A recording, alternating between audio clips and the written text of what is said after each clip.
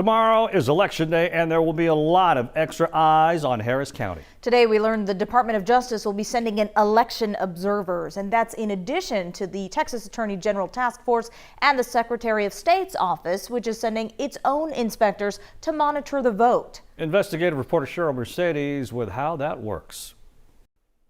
The Secretary of State's office is sticking with a process that's been in place for some 25 years, dispatching election inspectors. While they may have been at your polling place, you've likely never noticed them. They do not talk to voters. They don't talk to the election officials except to let the election officials know that they're there on behalf of the state when they come to check in at that polling place and observe.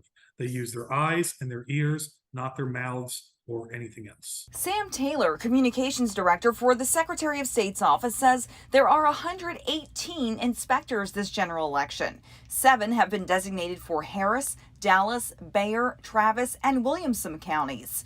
6 in Tarrant, 3 in Collin and Denton, and 2 at Fort Bend, El Paso, and Hays counties. Under the law, if our office receives a request from 15 or more registered voters to send an election inspector to a specific county or to a specific polling location, by law, we have to send an election inspector. Taylor says the inspectors carry this checklist, which includes 64 things to look for, like accessibility, chain of custody, and making sure that election officials at your polling place are following the rules. But they won't be the only ones monitoring elections in Harris County. The Attorney General's office recently announced it has formed a 2022 General Election Integrity Team. How are the Secretary of State's election inspectors different from the Attorney General's task force? They do their activities in the courtroom. We do our activities either in the polling place or at the central count location. The Texas Election Code lays out who can be at a polling place.